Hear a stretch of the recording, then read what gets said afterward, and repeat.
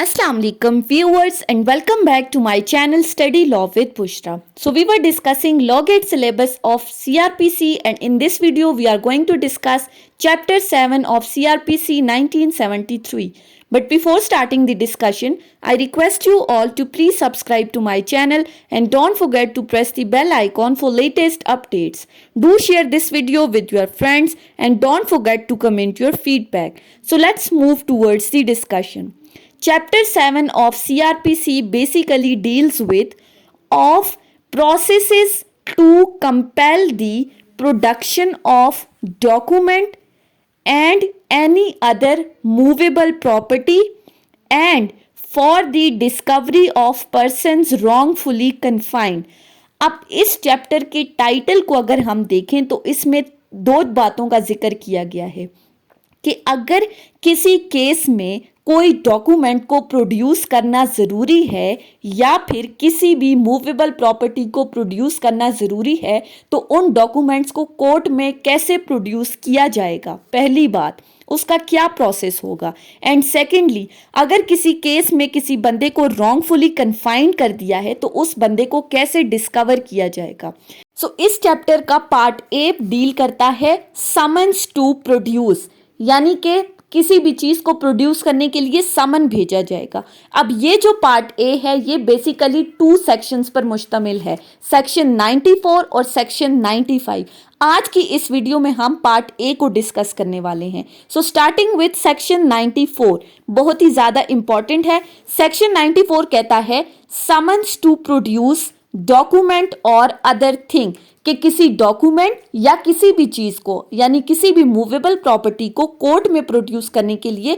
समन भेजा जाता है। So clause 1 states that whenever any court और any officer in charge of police station, जब कभी कोई कोर्ट या officer in charge of police station means SHO considers that production of any document और other thing is necessary or desirable for the purposes of any investigation, inquiry,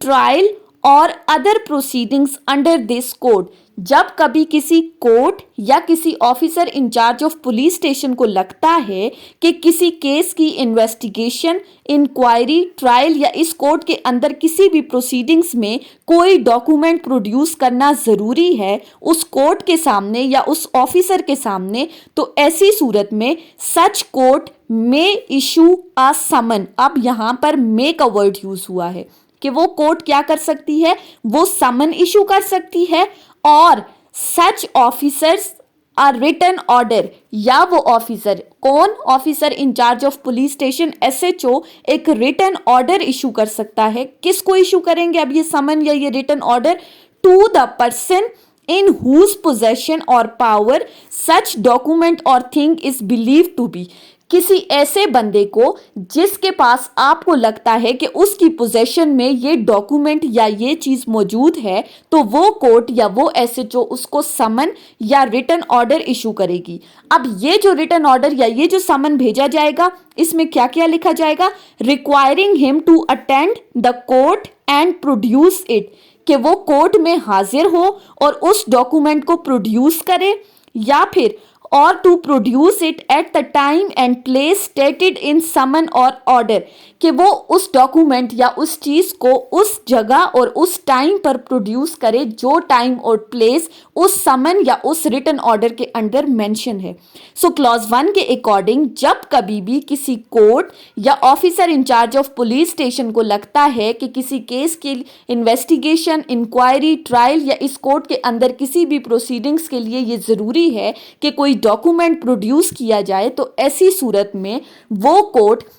summon issue करेगी या वो officer incharge of police station एक written order देगा उस बंदे को जिसकी पोजेशन में इन दोनों को लगता है कि वो डॉक्यूमेंट है, और उस समन या रिटन ऑर्डर में लिखा जाएगा कि वो बंदा कोर्ट के सामने पेश हो और उस जगह और डेट पर वो डॉक्यूमेंट प्रोड्यूस करे जो चीज़ समन या रिटन ऑर्डर में मेंशन है। उसके बाद इसी सेक्शन के अंडर एक प्रोविजन दी गई है और वो प्रोवाइजो क्या कहती है?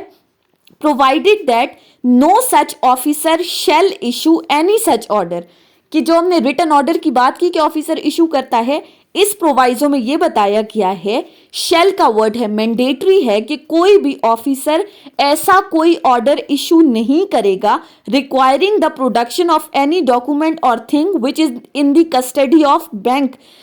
उस डॉक्यूमेंट की प्रोडक्शन के लिए कोई भी समन या ऑर्डर इशू नहीं करेगा जो डॉक्यूमेंट या जो चीज किसी बैंक की कस्टडी में है। अगर कोई डॉक्यूमेंट बैंक की कस्टडी में है तो आप ना बैंक को समन भेज सकते हो और ना उसको रिटन ऑर्डर भेजोगे। और साथ ही साथ और might disclose any information which relates to the bank account of any person, यानी जिस डॉक्यूमेंट की आप डिमांड कर रहे हो वो कोई ऐसा डॉक्यूमेंट है जिससे किसी बंदे के बैंक अकाउंट की इंफॉर्मेशन डिस्क्लोज हो सकती है, तो ऐसी सूरत में समन या रिटन ऑर्डर नहीं भेजा जा सकता एक्सेप्ट। लेकिन इस प्रोवाइजो में मजीद एक एक्सेप्शन ऐड की गई है कि किन केसेस में आप बैंक की कस्टडी से डॉक्यूमेंट मंगवा सकते हो, किन केसेस में बैंक को समन इशू किया जा सकता है। For the purposes of investigating an offence under section 403, 406, 408, 409, 421, 424 and section 465 to 477A of Pakistan penal code. अगर पाकिस्तान पीनल कोड की इन प्रोविजंस के अंडर कोई ऑफेंस कमिट हुआ है और आपको इन केसेस की इन्वेस्टिगेशन के लिए जो डॉक्यूमेंट नेसेसरी है वो बैंक की कस्टडी में है, तो ऐसी सूरत में आप इस डॉक्यूमेंट को प्रोड्यूस करने से पहले सेशन जज से एक रिटन परमिशन लोगे। अगर सेशन जज आपको परमिट कर देता है, रिटन ऑर्डर दे देता है कि आप बैंक से वो डॉक्यूमेंट मंगवा लो, तो फिर आप बैंक को समन या रिटन ऑर्डर भेजोगे। और सेकेंडली इन अदर केसेस, यानी इन सेक्शंस के अलावा अगर कोई केस में कोई डॉक्यूमेंट जरूरी है जो बैंक की कस्टडी में है, तो फिर आपको परमिशन किससे लेनी पड़ेगी? फिर आपको रिटन परमिशन लेनी पड़ेगी हाई कोर्ट से। अगर हाई कोर्ट आपको अलाउ करती है तो फिर आप बैंक को समन या रिटन ऑर्डर भेज सकते हो, अदरवाइज नहीं। सिंपली बैंक की कस्टडी में से कोई भी डॉक्यूमेंट तब तक नहीं मंगवाया जा सकता जब तक आप सेशन जज से इन केसेस में और बाकी तमाम केसेस से हाई कोर्ट से परमिशन ना ले लो। उसके बाद है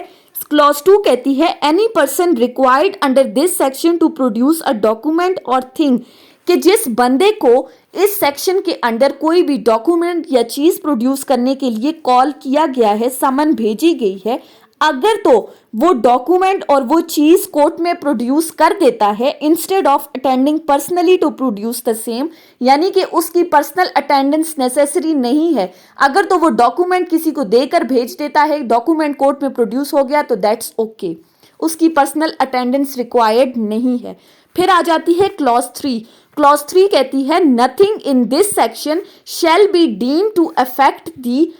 कानून Shahadat order 1984 article 6 and 7। Nothing in this section, यानी कि जो सेक्शन 94 में अब तक हमने क्लॉज 1 और 2 डिस्कस की है, वो प्रोविजंस आर्टिकल 6 और 7 ऑफ कानून शहादत ऑर्डर पर एप्लीकेबल नहीं होंगी, ना ही वो किसी लेटर, पोस्ट कार्ड, टेलीग्राम या कोई भी ऐसा डॉक्यूमेंट जो किसी पोस्टल और टेलीग्राफ अथॉरिटीज की कस्टडी में है उन पर एप्लीकेबल होगा। अब यानी इन पोस्टल और टेलीग्राफ अथॉरिटीज पर सेक्शन 94 अप्लाई नहीं होगा, तो फिर अगर इनके पास कोई डॉक्यूमेंट है तो उसके लिए क्या प्रोसीजर होगा? इसका प्रोसीजर हमें बताया गया है सेक्शन 95 के अंदर। सेक्शन 95 बात करता है procedure as to letters and telegrams, कि टेलीग्राम्स और लेटर से मुतालिक प्रोसीजर क्या है वो ये सेक्शन बता रहा है। सो सेक्शन 95 की क्लॉज 1 को देखें तो क्लॉज 1 कहती है इफ एनी डॉक्यूमेंट, पार्सल और thing in such custody is, यानी कि अगर कोई डॉक्यूमेंट, पार्सल या कोई भी चीज इन पोस्टल या टेलीग्राफ अथॉरिटीज की कस्टडी में है, in the opinion of any magistrate, high court और court of session wanted for the purposes of any investigation, inquiry, trial और other proceedings under this court, और मैजिस्ट्रेट, हाई कोर्ट या court of session को लगता है कि ये document उन पोस्टल और टेलीग्राफ अथॉरिटीज की कस्टडी में है और वो किसी केस में इन्वेस्टिगेशन, इंक्वायरी, ट्रायल या किसी भी प्रोसीडिंग्स में इस डॉक्यूमेंट को प्रोड्यूस करना जरूरी है, तो ऐसी सूरत में ये मैजिस्ट्रेट या ये कोर्ट में रिक्वायर, मे का वर्ड यूज हुआ है, वो इन पोस्टल और टेलीग्राफ अथॉरिटीज को एक मरासला भेजेंगी और उनको ये कहेंगी कि आप इस डॉक्यूमेंट, पार्सल या इस चीज को किसी ऐसे बंदे को दें जिनको मैजिस्ट्रेट फिट समझता है, यानी मैजिस्ट्रेट किसी बंदे को डायरेक्शंस इशू करेगा और वो पोस्टल और टेलीग्राफ अथॉरिटीज ये पार्सल या ये डॉक्यूमेंट उस बंदे को देंगे।